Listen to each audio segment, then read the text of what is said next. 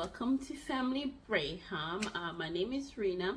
I'm the mommy, brand new mommy at it, and we are here.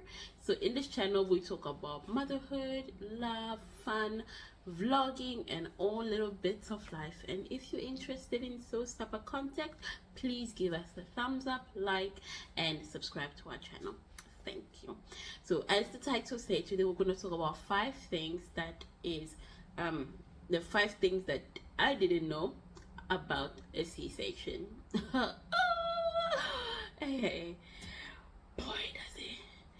It is not, well, it's not for the faint-hearted. Anything related to pregnancy is not for the faint-hearted.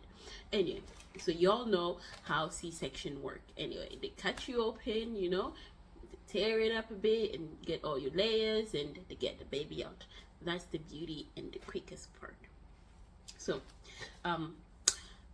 the first thing about the C-section that I didn't know, I didn't realize how painful it is afterwards. It hurts, like it is painful. It is painful to laugh, it is painful to walk, and it is painful to even stand.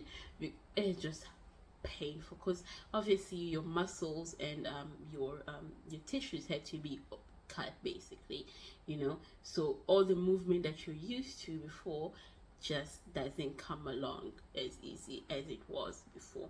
So there are some tips and tricks from this channel here. Check out the description how to ease you know, the pain of recovery after C-section, and it really did help me when I was doing my recovery. Okay, but all you have to do, the first thing is that it hurts like a ma to get, like, you know, out of it. You know, there's just a lot of things that comes along with it. Okay, number 2, nobody told me that after you have a C-section you actually have to inject yourself. Like for 10 whole days I had to inject myself with one of those. It's called sodium pass something. But every single day you had to do an injection for yourself, so that helps you for your blood to actually flow properly, so there's no clotting, you know, because you've been so immobile after a C-section, because you don't get to stand up at least 2 to 3 days after you've had your C-section. So you had to have that injection, and that, like, it literally created a phobia for me. Like I was afraid of needles, and I've never been afraid of needles in my life, but after the whole pregnancy, needles every single week, and like during the, you know, my process of pregnancy, that hurt, you know, and then having to inject myself every day, I literally had a phobia for needles, and nobody told me that. Well, did I? No. Okay, and then number 3, okay, you, unfortunately, this I knew and didn't know how long it takes, but you don't produce breast milk the moment that you give birth or you've had a C-section.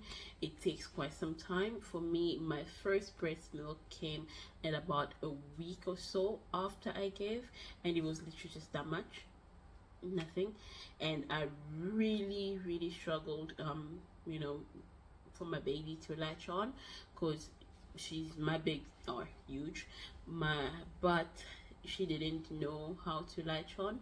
So because she started with the bottle, and even currently that she is a bit grown, she only prefers bottle rather than breast milk, even though I push and, you know, push her to latch on, but she doesn't.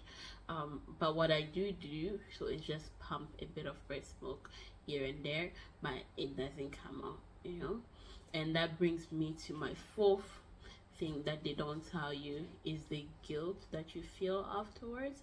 And obviously the guilt comes because you can't breastfeed, and, you know, being a mom that wanted to breastfeed like myself, it was really difficult to cope with the fact that I couldn't produce enough milk to fill my baby, nor could I produce you know, I would say good quality, because another thing that because I was really not having appetite, so I didn't really eat much, and I just had to drink liquid. And the more you pump and you've not eaten, it actually gives you like headaches, and you feel dizzy and you feel low, and which leads to depression, you know, and so forth. But that's in another video about my postpartum.